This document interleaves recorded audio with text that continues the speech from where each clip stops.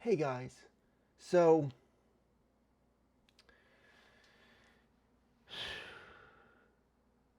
I'm trying to think about how I'm going to do this video without going too deep into things. But I'll tell you what went down. So I was talking to someone about roughly 2 hours ago, and I told him that there's an Anakin theory, and almost immediately after I said that, probably within a minute, they just said that the original actor for young Anakin, sorry, there's a dog movie. The original actor for young Anakin killed himself, and that anything that you see now is CGI, and that it's fake news.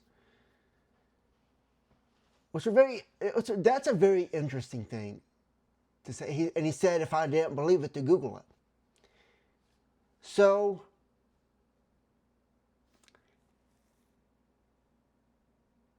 it made me think. And within about maybe 5 minutes of that, it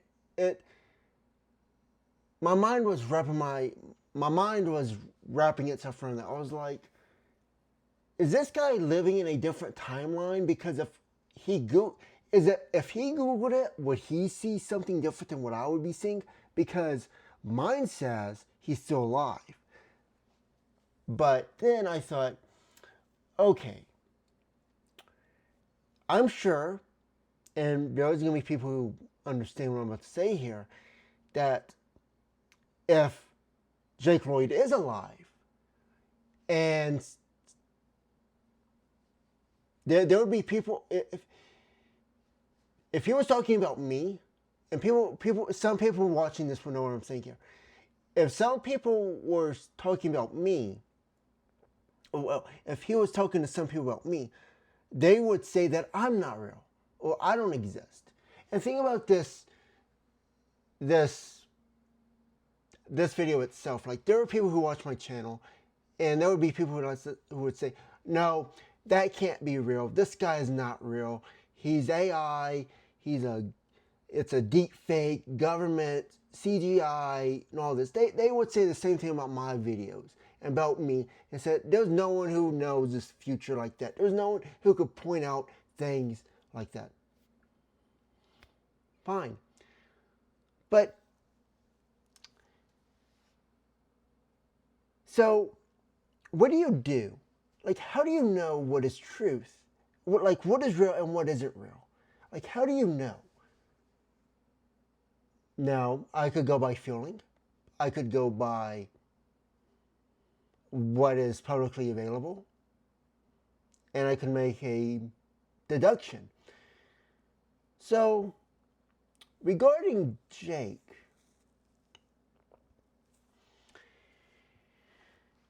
it is true that his mom, whenever they do interviews and things, Jake isn't coming out in a video. Like, where are they getting their information? Like, how are they communicating with him? Whenever his mom makes a statement, where's her videos at? You know, where are they getting that? They're communicating in the same way. They're both using text. All right. And also, you could say, well, Jake you could say he's a time traveler because he looks different in every single photo. People would say he's obviously a fake. All right. You could say that.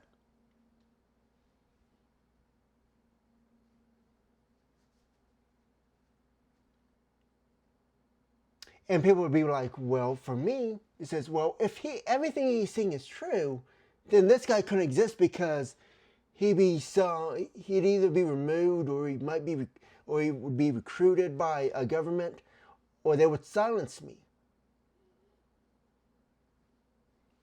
Same thing, right? They're different things, but they're within that realm of possibility, right? So how do you know what is real and what is not. And I'll bring up Atlas in a few minutes, and we can do a thought experiment on this. But I remember when I went to the Spy Museum, you get off the elevator, and there's a sign, well, it's on the wall, and it says something like, there are things that you know and things that you think you know. And you go in this dark room, you get on the computer and everything, and after you do that, there's a display case. It's for propaganda, and it talks about the Ukraine war. It talks about Putin and who he is. It talks about Zelensky, and you ask yourself, why am I being showed this information? And I tell you, it messed my mind up, because after I left there, my mind kept ruminating on the idea that maybe Putin isn't his real name.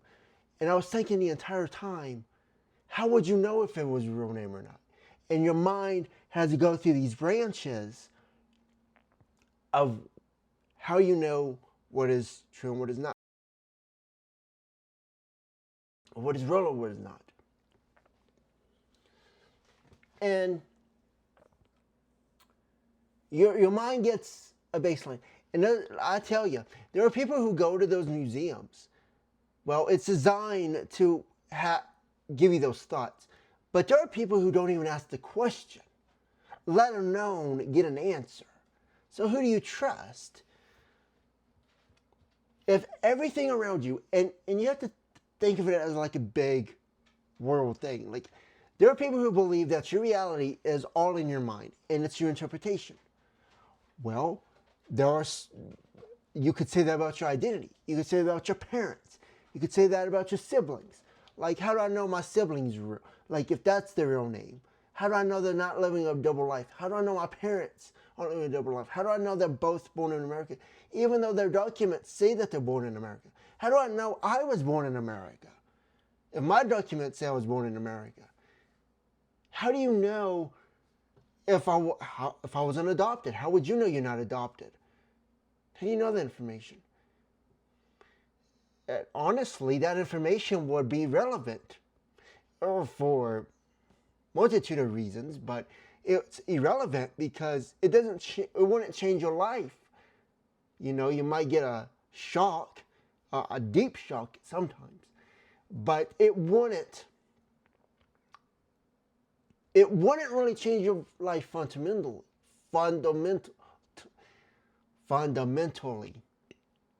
You'll still be the same person.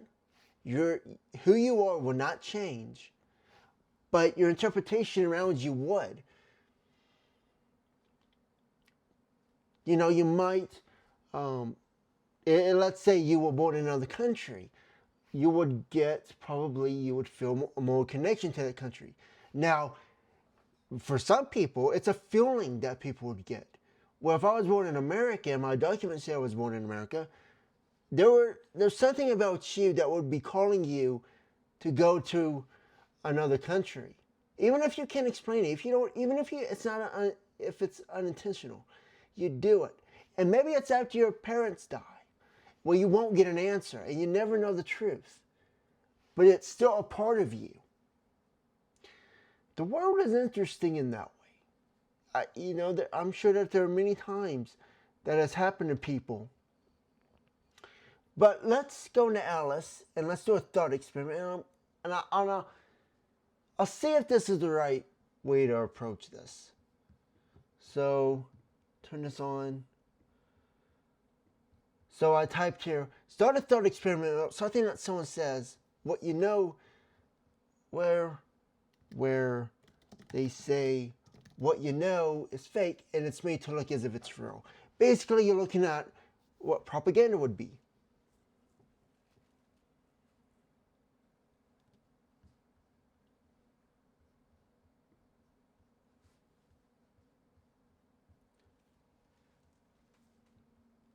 This is perfect, guys. It says, imagine a world where technology exists that can perfectly fabricate evidence. If you could have AI tell you everything about the world show people their mannerisms, copy them, create an identity.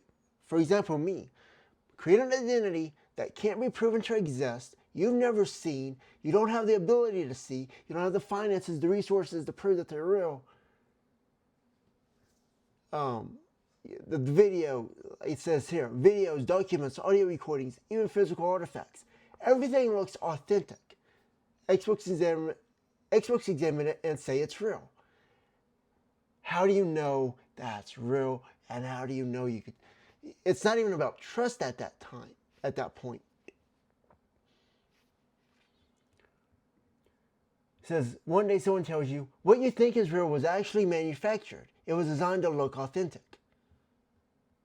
There are people who go into countries, like Ukraine, for example, and say, your country's fake. It's just a fabrication, and the population just believes it's real. Technically, you could say that about every country. But Ukraine has been told that in recent years. There is no country in the world that I would say is fake. It has legitimacy behind it, right? It has some sort of legitimacy behind it that people believe would be true. And that's going back to identity, right? Now you face three possibilities. The claim is false, the person is wrong or lying, the evidence really is, in this case, the evidence really is authentic, their claim creates unnecessary doubt, trust in reality weakens even though nothing was actually fake. In fact, the confusion spreads without reason. 2, the claim is true, the evidence actually was fabricated perfectly, so the system that verifies truth failed, experts, institutions, and observers were fooled. Reality becomes uncertain because verification tools can no longer be trusted. So trust collapses. 3, the claim is unprovable. Like when your parents die, you feel a connection to this country. When you get older, you don't know, and that could go to unprovable too because you don't know who to ask. There's no information that would. You can be put in that situation. You could have all the evidence. You could do even DNA testing, but sometimes there's a point where it won't show that part because that part of the world at the time, well, today, would be merged together with another country. Or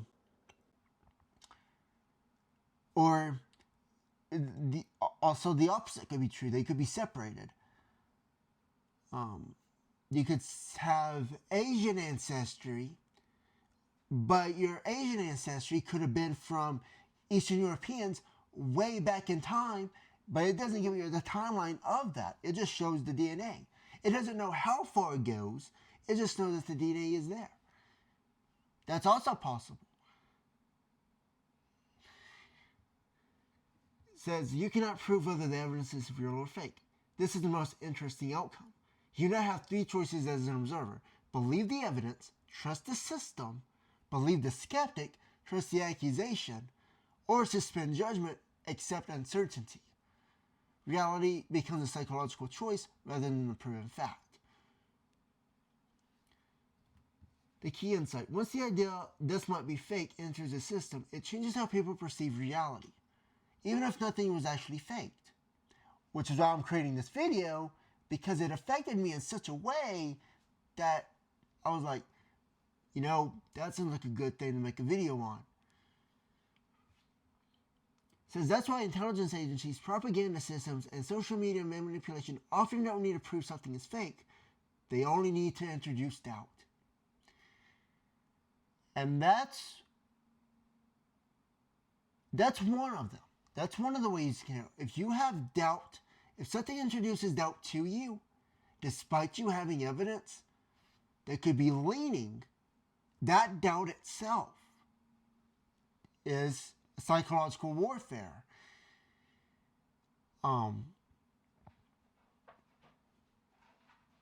Now, you could also think, well, what's the stake?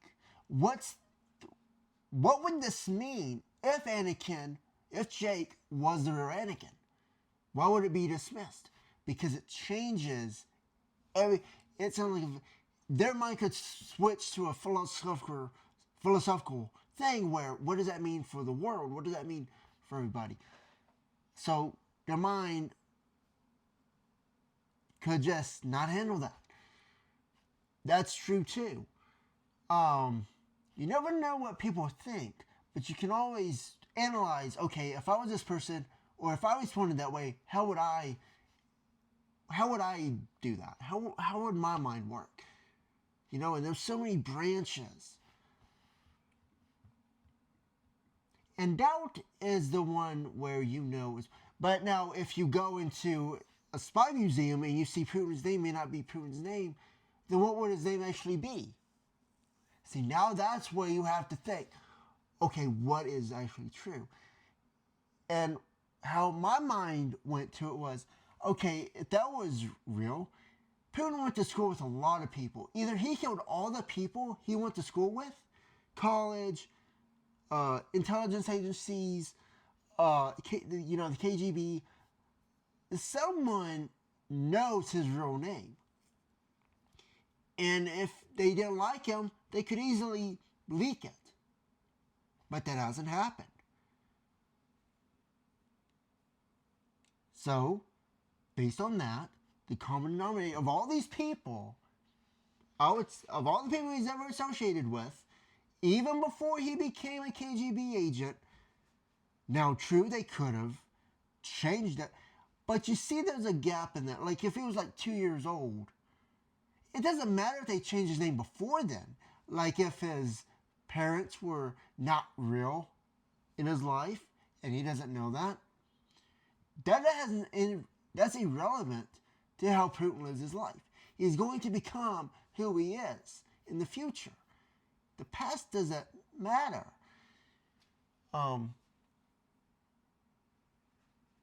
At least in this scenario.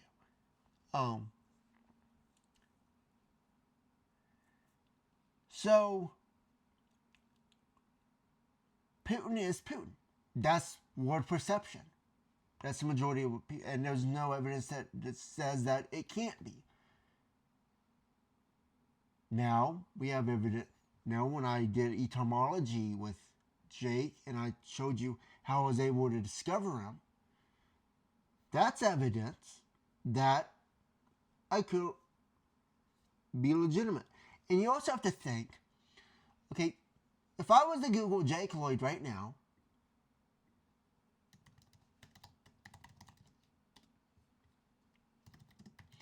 and you're free to look at this yourself.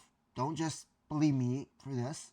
You might be thinking, well, he's only doing this because if he shows this to people, then it gets in their mind. And he's doing his own propaganda. So we can look over here and it doesn't show his death date. It doesn't show he's dead. It says where he was born. All right?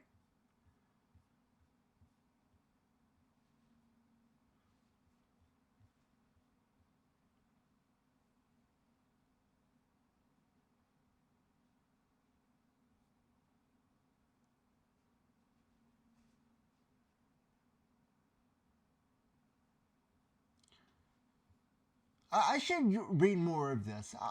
I haven't read all of this since it's updated, but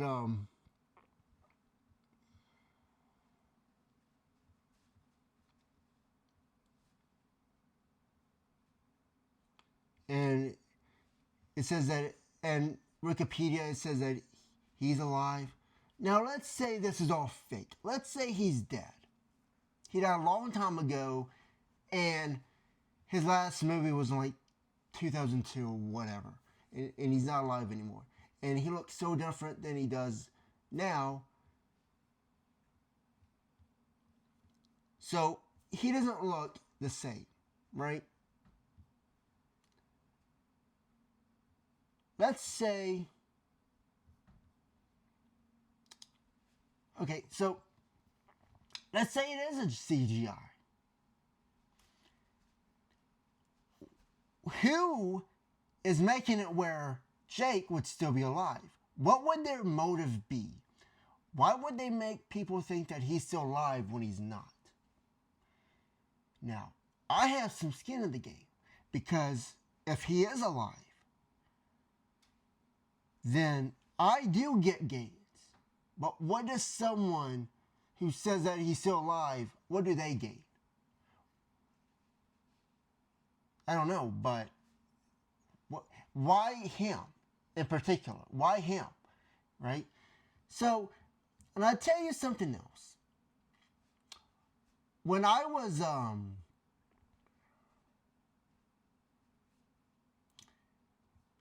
now I'm assuming this is his mom right here. I don't know for sure, but I would actually, based on what I've seen of his mom, I think that is her. I've seen her when he was a kid.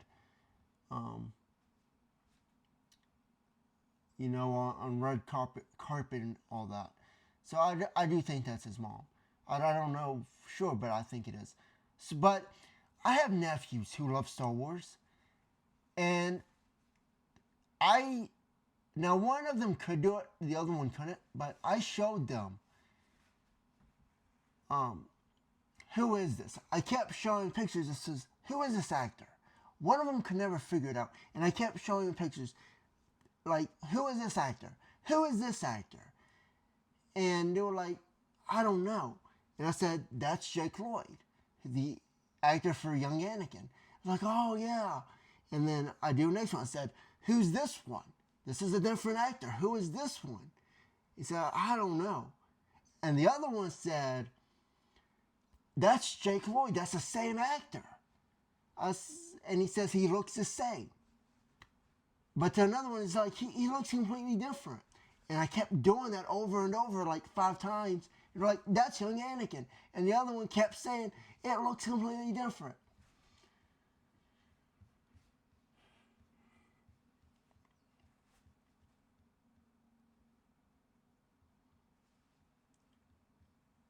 I feel as if I would know. Like, you just know someone's alive, or at least I can. I'll tell you something. I didn't know I had like that kind of ability. Like, I can tell when someone's about to die. Like, or have already died. That's, to be more precise. When my mom died, we were in a hospital. And I remember specifically, we were in a hospital room. My dad called someone who my mom and my dad knew personally, and they come. And this was about 9 p.m. And I felt this feeling that my mom was she was still alive according to all the equipment, but I had this feeling that she was already dead at that time. It was a very strong feeling I never felt before, and I was like, yeah. And then it was about 9:30 the next morning where she was actually officially declared dead. Another example of this is the dog that you've heard before. That I was talking about several videos ago. Before I made that video, I remember feeling, and this dog would look at me, and I was like, this dog is already dead. It just doesn't know it yet. And I just had that feeling. And about 5 days later, she actually dies. But I could just feel like that, like, this is not alive anymore. Some people have that sense. For Jake, it's completely different. It's like, it's a feeling you can't explain. And I've never, like, this is actually the first time where I can't say someone's alive. Like, I understand it when it's death, and I've done that twice so far. But for someone to live and feel that, why would I be able to feel someone's alive and not dead? Like, why would you be able to do that? Like if they're in front of you, then couldn't you always tell they're alive? If they're not alive, then they're dead and they just don't know it yet? So I just, it's strange. It is strange. But it just,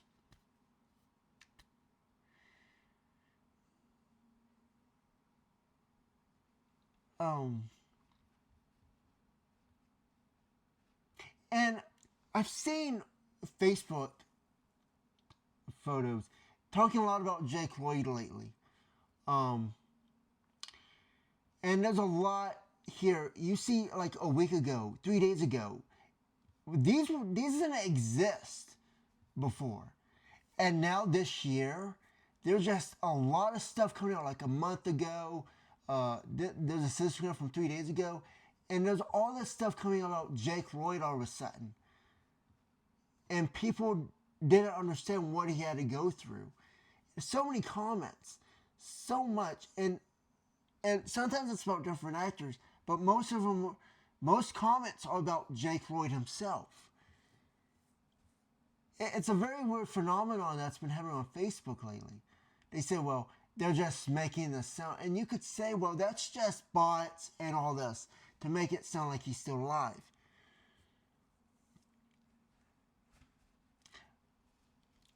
You know, it's just,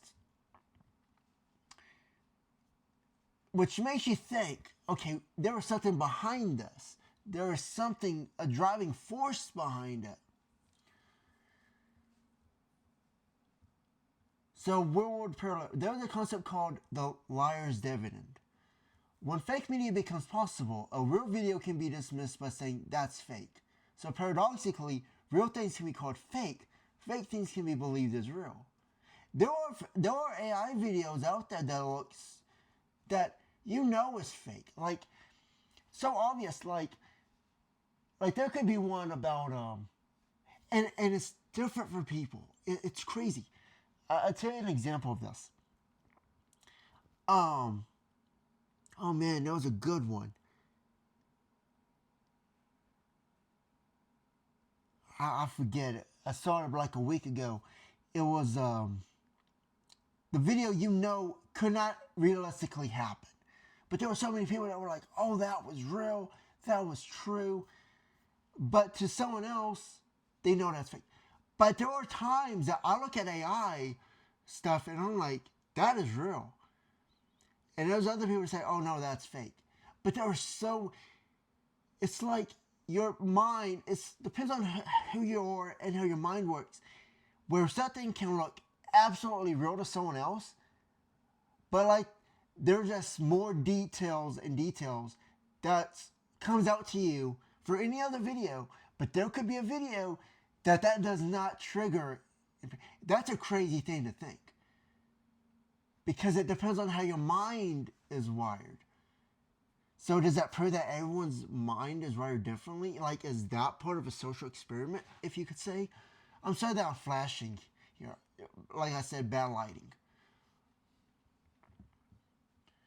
It says truth stops being determined purely by evidence and starts being determined by trust networks. And it's not even about trust. You watch an AI video, you're not trusting anything. You're just seeing something, and your mind can't pick up on it, whether it's real or fake. This reminds me of a story. It reminds me of War Games. If you kind of, it's not a spoiler, but at the beginning of the movie War Games, here I can, in case you don't know what I'm talking about.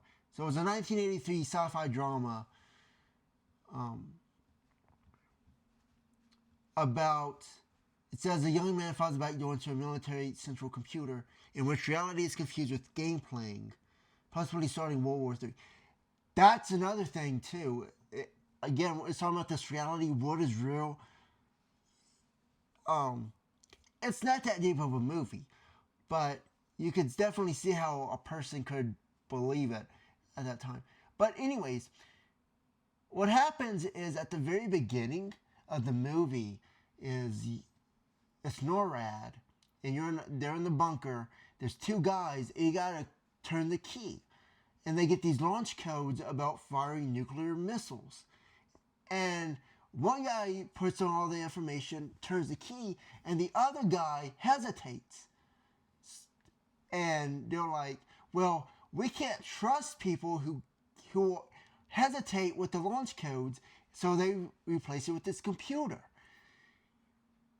So even the people who were launching the launch code keys didn't know what was real and what was not. So yeah, um, like, is it really from the president, or is it a test, or is it a real thing? They couldn't tell, so they hesitated.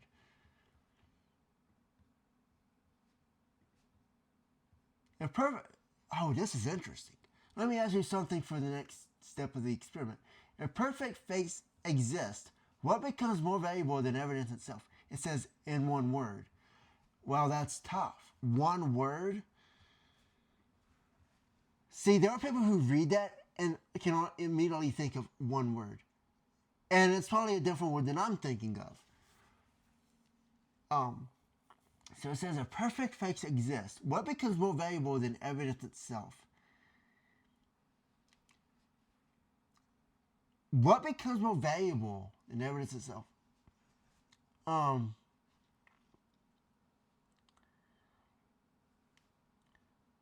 The most valuable thing is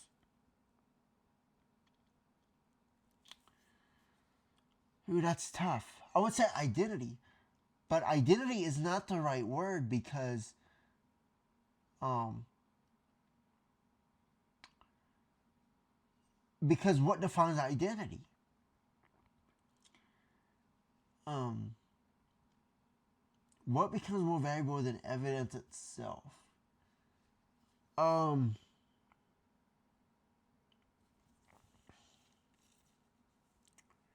One word?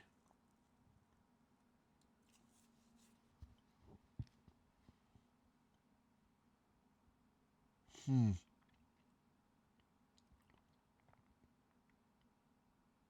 Yep. Most likely it's that word I don't even know. Um um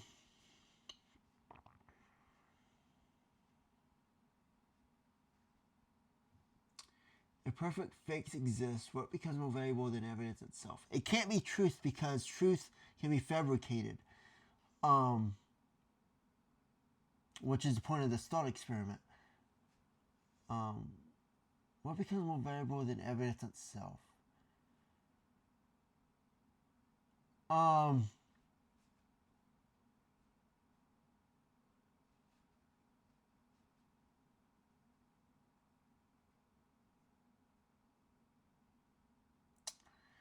I would say probably.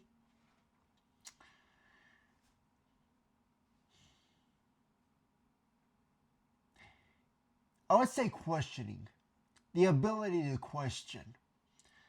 That's what I would say.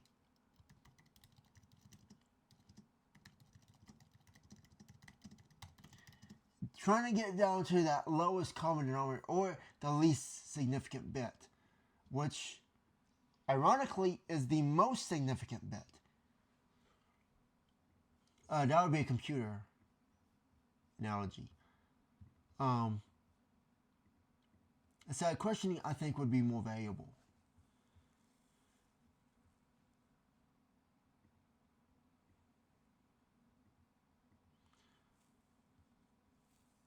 Questioning is useful, but questioning alone doesn't solve the core problem. If everything can be questioned equally, you can end up in a loop where nothing is trusted at all. That's actually a tactic used in propaganda. Create so much doubt that people give up on figuring out what is true. In a world where things can be made to look perfectly real, the thing that becomes most valuable is trust. But it won't be trust because in social media, and that's a big thing. That might have worked in like the 80s or 90s, but that doesn't work today. Because if you're on Facebook and someone posts, like I mentioned before, someone posts a video, you don't know if that's AI or not. But you don't trust the person who's sending it because you don't know who they are. It won't be trust. Trust would not be the right thing to do. Trust is not the most valuable. Not blind trust, earned trust. But in a sea of 1 million people, billions even, how do you earn trust? Because eventually people have to decide. Because it also works like this. If there's trust and you can't use trust anymore, then you have to raise something else. It's like a scale. If one goes up, the other must come down. So, questioning, if trust cannot be used, you question more. If questioning cannot be used, you have to trust more. In intelligence agencies, they use this thing known as trust but verify. Trust but verify. But you can't use it anymore. So you got to use another tactic. Because people eventually have to decide what sources they trust, which methods they trust, which people they trust. Evidence still matters, but gets filtered through those trust networks. Trust networks, who you believe, verification, how you trust claims, evidence is what is presented. Questioning is the engine that tests things, but trust is what lets society function without collapsing in a permanent doubt.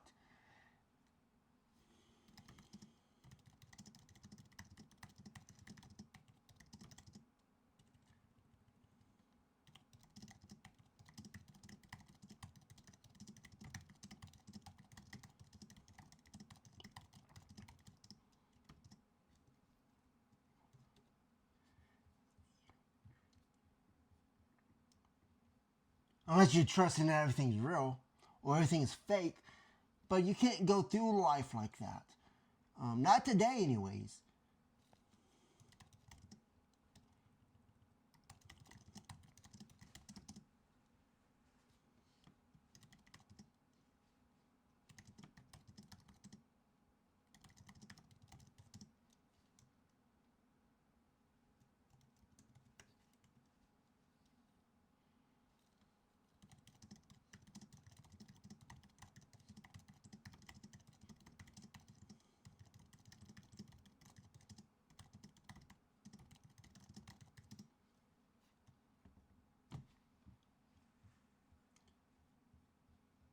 If someone says everything you know is fake, what are the true motivations they might really have for saying that?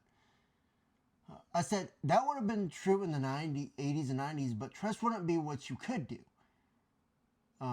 Because on social media, someone could post a video of AI that didn't happen. You don't know the person. You have no stake in knowing the person, so trust wouldn't work.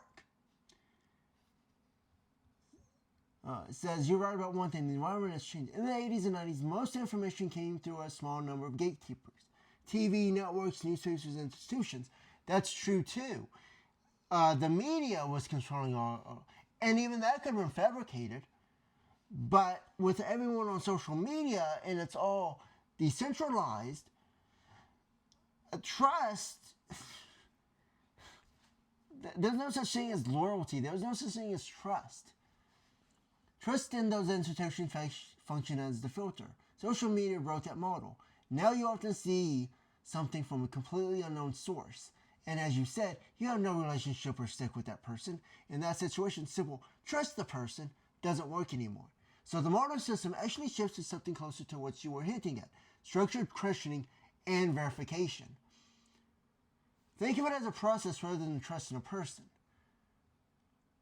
When you see something online, people consciously or subconsciously run through checks like source origin. Where did the video first appear? Is it an original upload or only reposts? This is an interesting thing.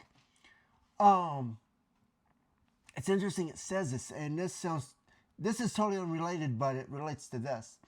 There was a video, actually there was an image called The Smile Dog. And people were looking at, trying to figure out, okay, what was the original image? Was it this image or was it this image? Smile Dog, smiledog.jpg is what I'm referring to. No.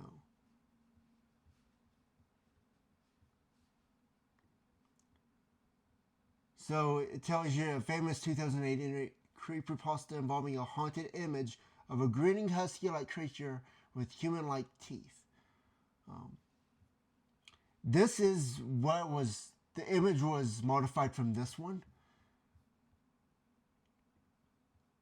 But yeah, it's said that this is the real one, or is this the real one?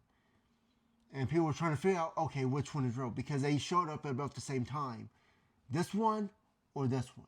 This one looks more, but at the end of the day, it was confirmed that this was the original and this one was the fake. So there are ways to figure it out.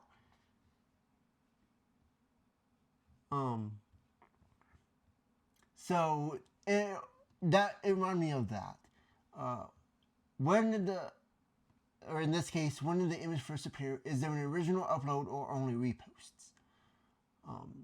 Cross confirmation. Are multiple unrelated sources reporting the same event? Are there other videos from different angles? Most of the time you don't get that on social media. There's only one poster. Unlike media where it'd be like CNN, Fox News, you get the same information from two different angles, told in different ways. You don't get that with social media. Hell, you don't even get that when you're in a concert and everyone has their phones out recording. You can't find, even though there's 100 people recording the same concert, you only get a few of them from that concert. It's not 100 people uploading that same concert. It's only like 1 or 2 people. Crazy, right? But I've noticed that when I was much younger, I was like, all these people have the phones out recording. You can clearly see that they're recording, but no one's posting it. Context clues: weather, shadows, language, license plates, buildings. Do they match the claimed location and time? And that's one of the details. You could go both ways with that. Could it happen realistically with these things combined, with all the details working together, or is there something off about it? So technical signals, metadata, compression artifacts, AI generation markers.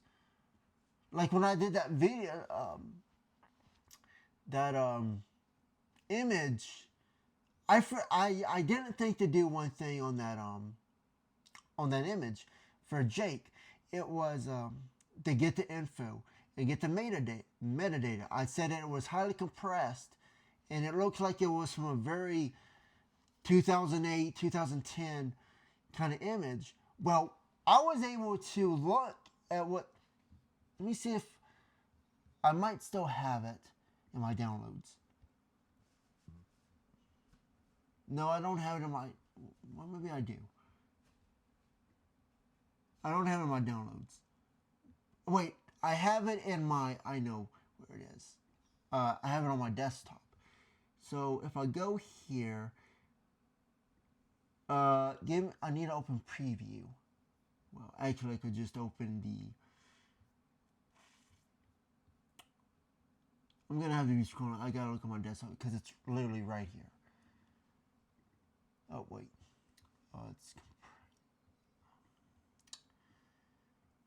Where is it? It was right there. It was right there. Huh. It kept going on and off for some reason. Oh, because it was right above it. Okay. Okay, that makes sense. Let's see. So, actually, I won't be able to do it from here, I don't believe. I can't get information from here. I'm going to have to use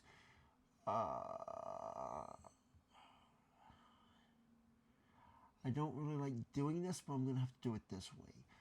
So let me temporarily make this, put that in my documents temporarily, and put that in a folder what I don't really care about. So I'm going to stretch this to my Finder window, which is my Fire Explorer.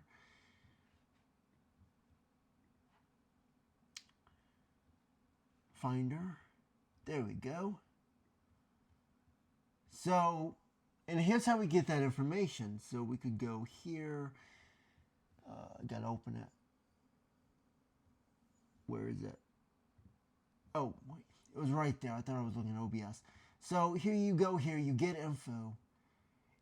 And we go into more info. Here we go.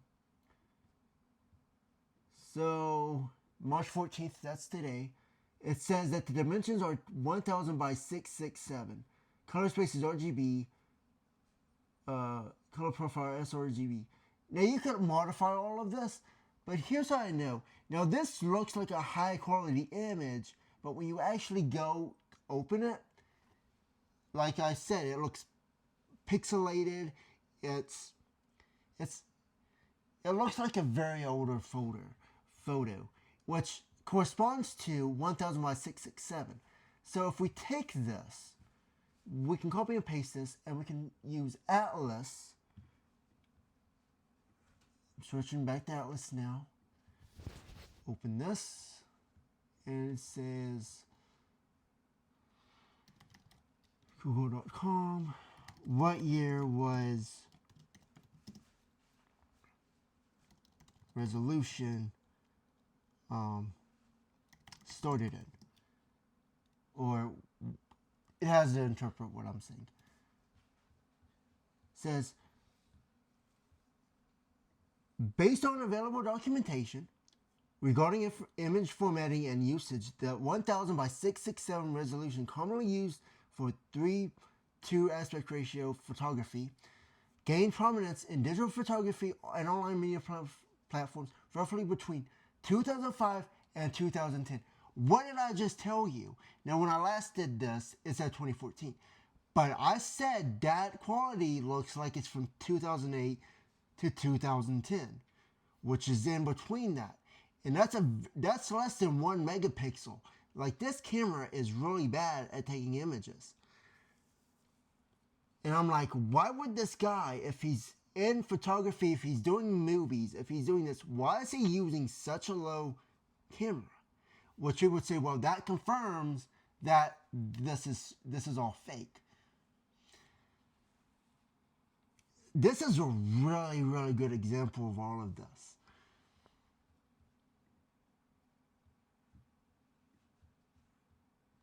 Is a standard output for many 3:2 digital SLO when scaled down to web, blog, and preview use, which is, I copied it from the preview. It was an image made for that, made for Twitter.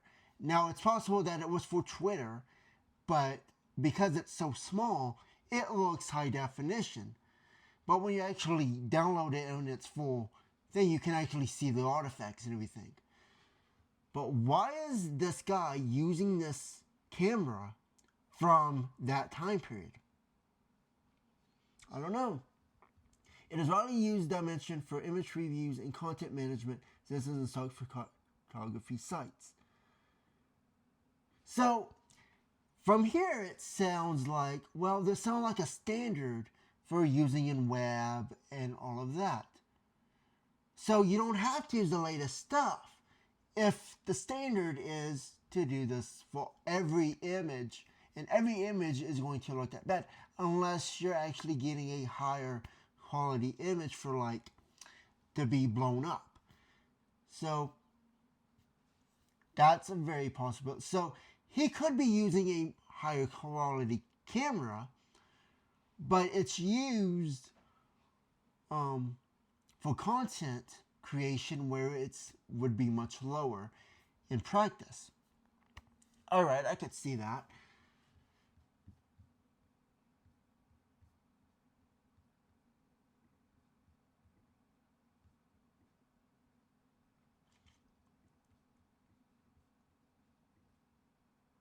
But like I said in that video, I'm not a photographer. I don't know a lot about that stuff. All I can go is based on what I can see and what I've seen growing up.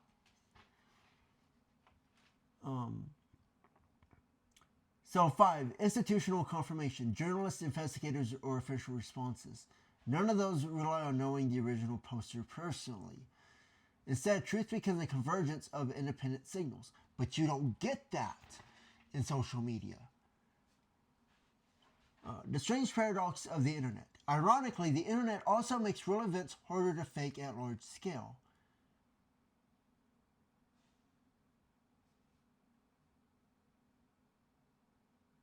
That's true too, actually, when I think about it, because let's say that someone is posting these images for like people.com.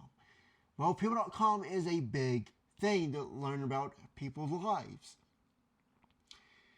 If you're just going to create a fake thing that just catches on, what do you gain from that? Like, why would, especially in Jake's case, why would you do that to someone who was the bottom of the totem pole, bullied by the entire world, schizophrenic, and all of these other things? Why would you put him in front of everybody like that?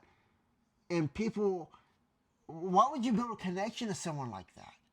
As if they're a real life person? No, that would be pretty fucked up. But at the same time, like, what would you, like, eventually someone would be like, oh no, none of this adds up together where this person could actually be alive. You know, you're just trying to make it sound like they're alive. And people say, and some people would think, well, the more you try to make him sound like alive, the more he's dead. It's a really crazy world we live in today. But like you said, like I said, how do you know it's true or real? Or real, fake, false, whatever.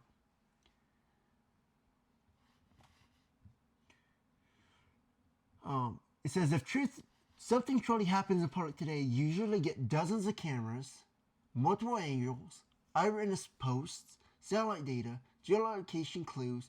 A single AI video can exist, but replicating the entire ecosystem of evidence is much harder.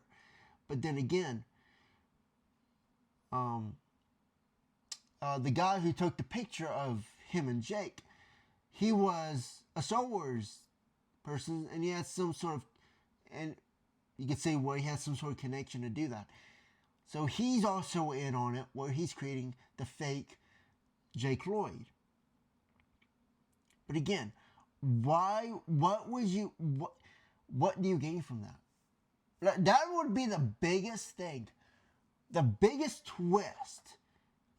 For what purpose? If they're not alive, then they're never going to matter. You're building up to something that won't even matter. You know, it's.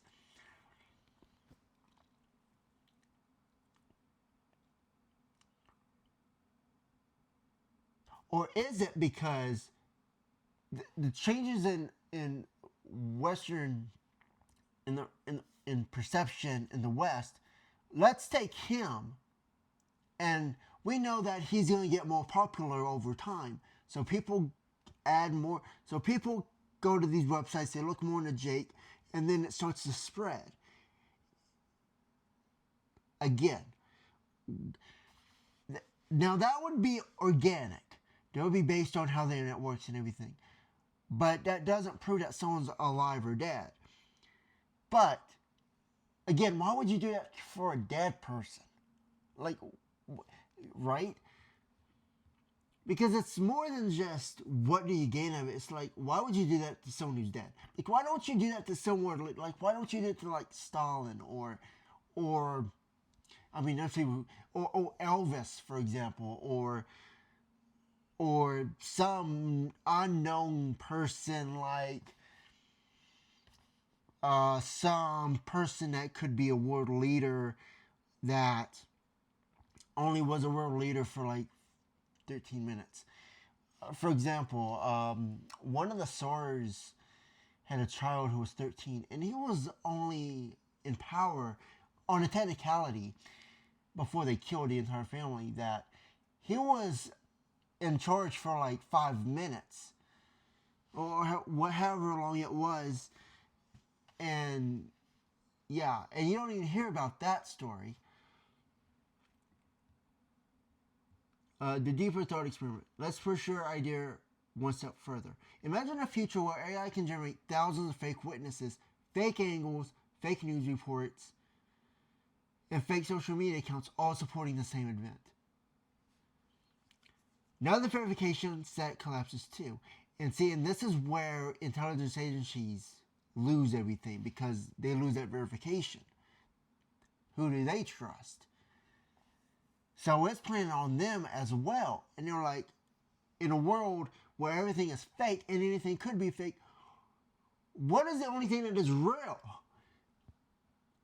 Like, and how do we know it's real? And like, there's gotta be like a blinding light where we know, wow, that's real. Like, we just know that's real. In a world of fakes. At that point, the question becomes, what would reality depend on then? Because there wouldn't be trust in people, and it wouldn't be evidence anymore either. What do you think it will fall back to? I say, I don't know. You tell me in a sentence.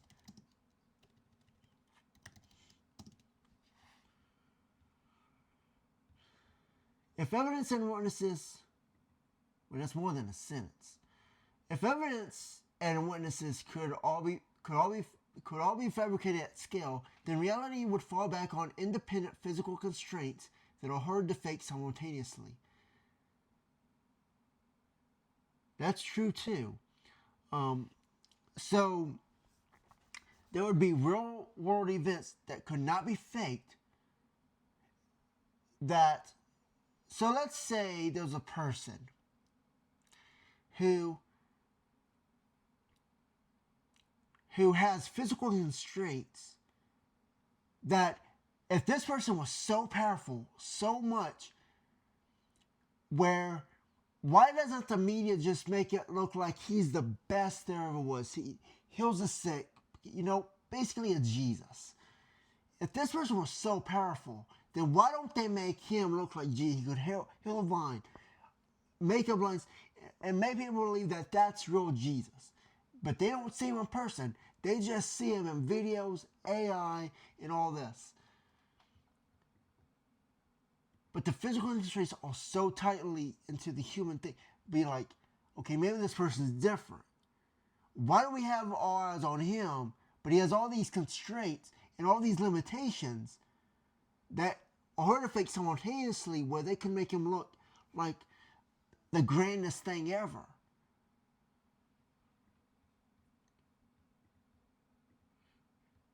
It says things like satellite data, sensor networks, timestamps across unrelated systems, and effects in the real world that many separate systems record. In other words, truth would rely less on what someone shows you and more on whether the event leaves measurable traces across systems that don't depend on each other. That they would not want, it's, you look at the constraints. A simple way to look at it in one sentence. Reality becomes whatever leaves consistent fingerprints across many independent parts of the physical world. And we see that with Jake. There's consistency, independence. People are talking about it from all these different angles. People are engaging with them in conversation. Now, could all be fake? There are people who believe that everything outside their mind is fake. Or it's all within their mind that's their reality.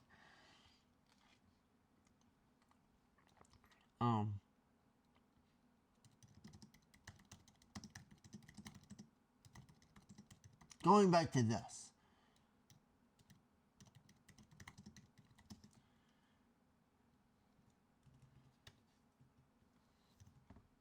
It said in a sentence, what is the least insignificant byte? Or insignificant bit?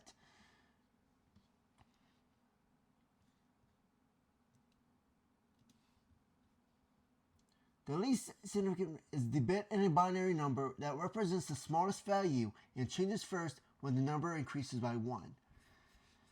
So it's the least significant bit, but it's actually the most important bit as well.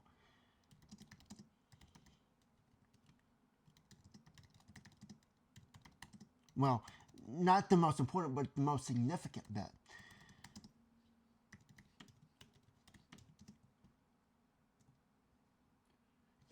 it's a paradox. Um, you could say, well, it's the most valuable, maybe most important, because you need a trade-off of the significance.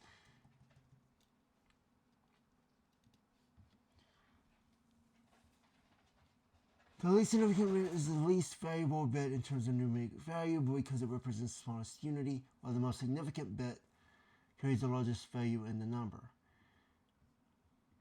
See, it's using the word significant.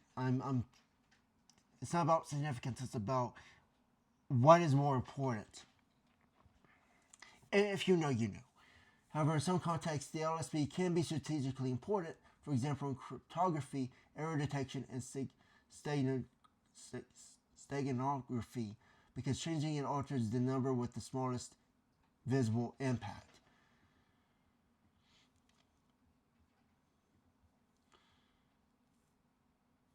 Yeah, if you know, you know. It can be the most important part of the puzzle. Example of this would be going into cryptography. What's going on over here? Oh, I didn't know that was a feature. I just updated this before I did this video, and apparently you can go back. That's strange. That's a strange. What does that do? Does it just, okay, it just puts us back up there, okay. Interesting. Never seen that before.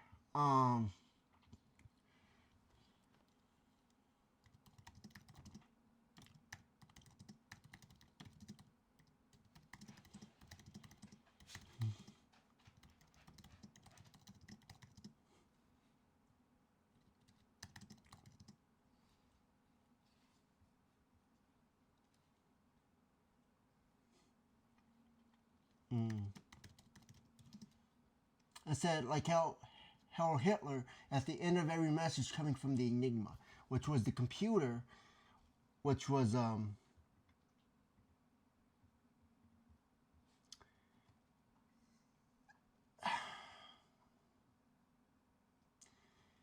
ChatGPT it's not perfect. It does have its flaws.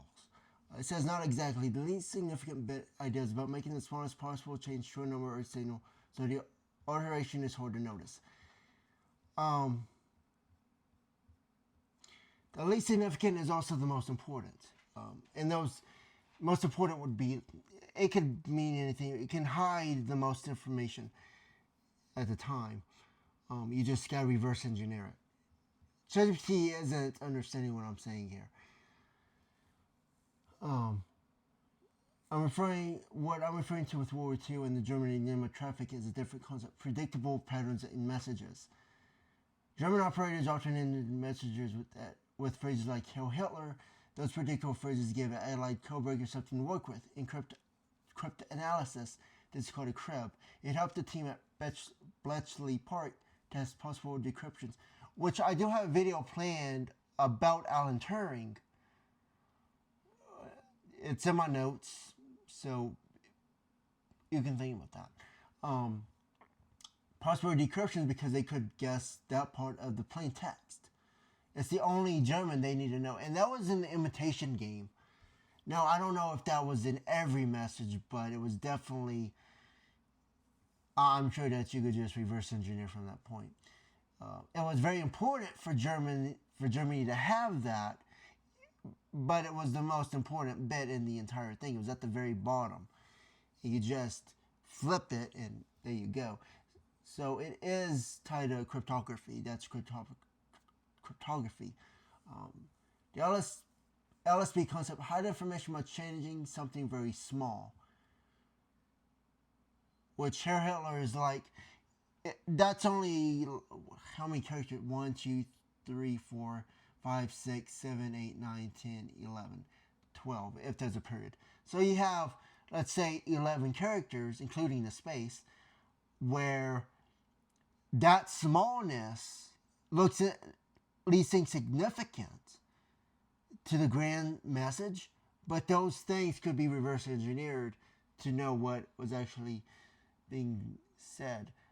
Now, within that, you would have to also have um,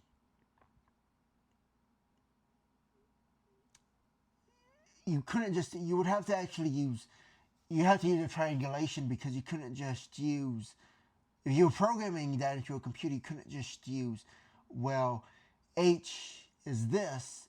You'd have to actually go have that verified through the plain rest of the text to know if it matches that same coding. And you create a triangulation where it would be like, oh yeah, that's exactly what that says. Enigma crib, Hail Hitler endings, a repeated predictable phrase that helps break a cipher. Almost the opposite idea. One hides information subtly. The other accidentally reveals structure that attackers can exploit. But that's the same thing about the least significant bit. Sometimes the least significant bit can be the most important one. And the most important one can be the least significant bit. So, least significant bit, not least significant. So let me see if I can get that right. The most important, the least significant bit can be the most important piece of a puzzle, but the most important piece of the puzzle can also be the least significant bit. Or even the least insignificant bit, if you were going to flip that. You know, if you know, you know.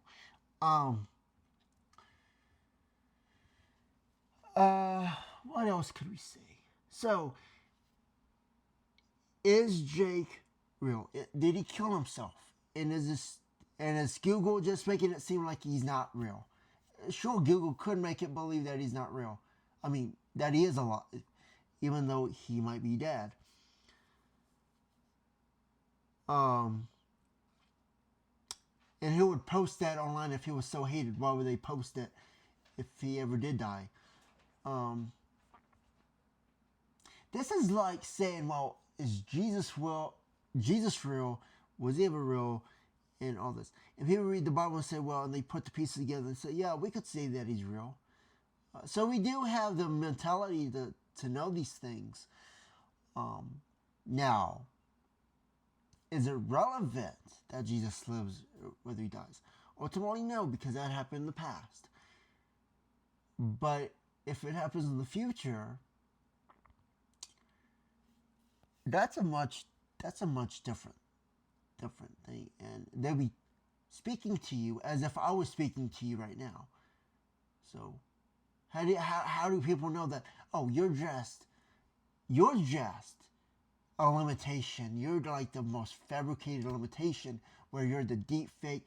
You're the fake, the fakest of the fakest. People would say that about me. People would tell Jake, hey, that guy ain't real. People would say, well, Jesus isn't real. Christ isn't real. He's not real. He's dead. You know, people would tell Jake that if he was having those kinds of thoughts, because he was schizophrenic, and people would say, oh, and they put that really on top of him because they're like, your mind is just going. I mean, I feel bad for him in that position. For some reason, somehow, I can understand it. And I have to ask myself, if that guy was dead, how come I can understand him as if he's alive?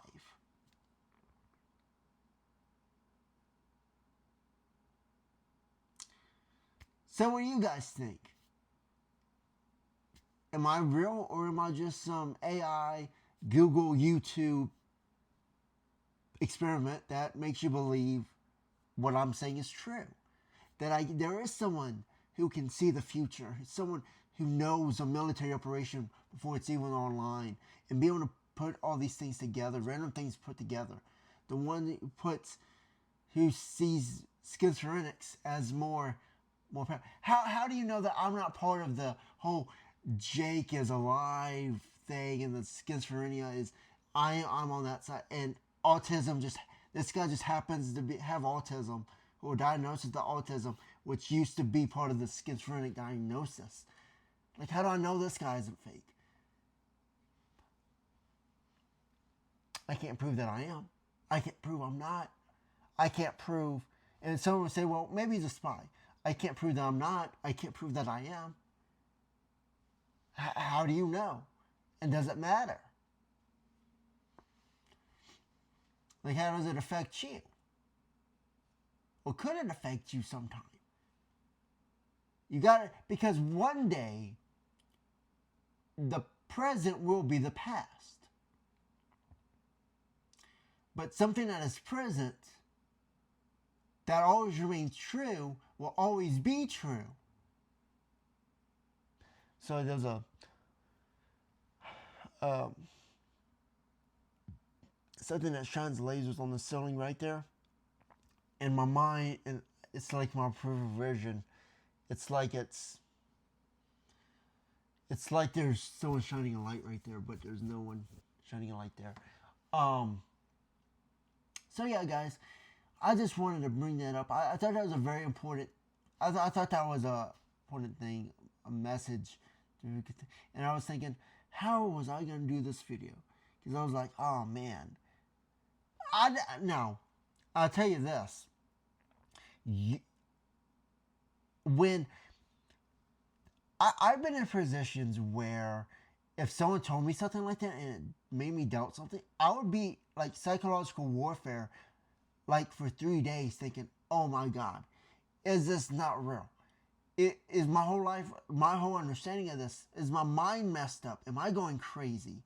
I've been in that position a few times in my life. And it was stuff like that that made me see things like this. It prepared me to understand stuff like this.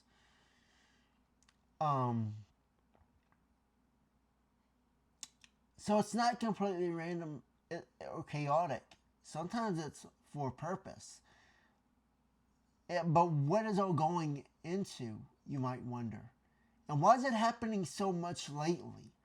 Why are we going into a different transition of how people's minds are working?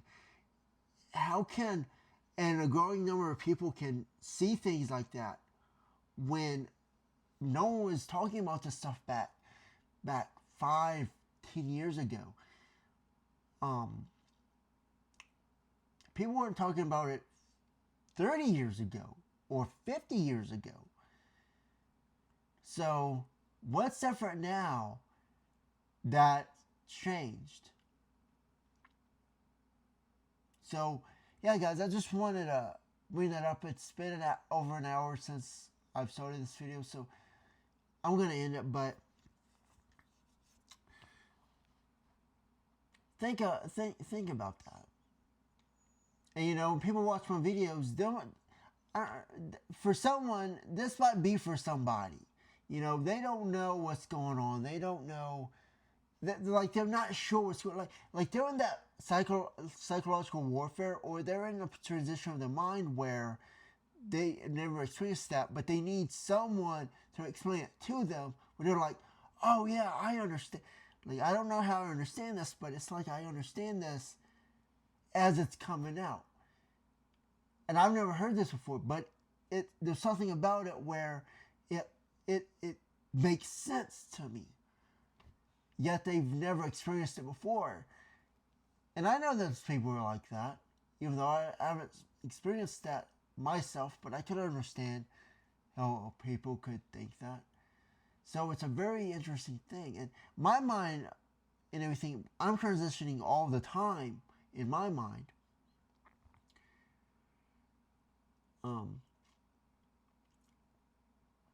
So yeah, guys, I just wanted to make this video. And I'll see you guys in the next one. Bye for now. Oh, wait. I do want to add one more thing. It just came to me.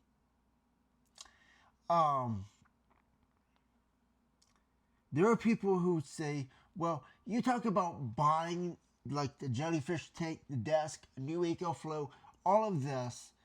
I don't take I don't have well, you shouldn't be seeing ads on my videos. I don't have it monetized. But you should, but I can do all of this. And I can make videos. I can speak any way I want. I'm on social media. I don't have a job. But how is he able to afford all this expensive stuff? Just some random guy, a nobody, has all this money to put thousands of dollars into all this stuff, like a Mac, Xbox, microphone, like these microphones right here, new iPhone, all this stuff. Like, how can I afford all of that if I was real? That's not a real person. You're not listening to a real person right now.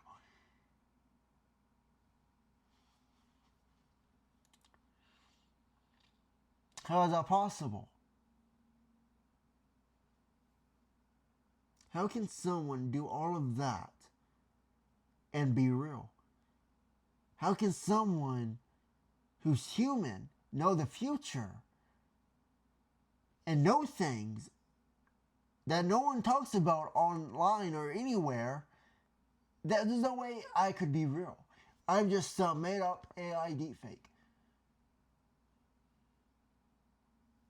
And I talked to ChatGPT only because that's the other side of me. There are people who would think that. I can't disprove it. I can't prove I'm not. I can't prove any of this is real. You just have to know it. It's the unsayable. There's no way someone can do that. You know? There's nothing I can do, say, or anything that proves that I'm a real person. Nothing. Especially this day and age. And that's might be the realest thing anyone could ever say on social media. You can't prove your own content to other people that it's real. That's a deep thought. But anyways, I'll end it here, guys. And I will see you guys in the next one. Bye for now.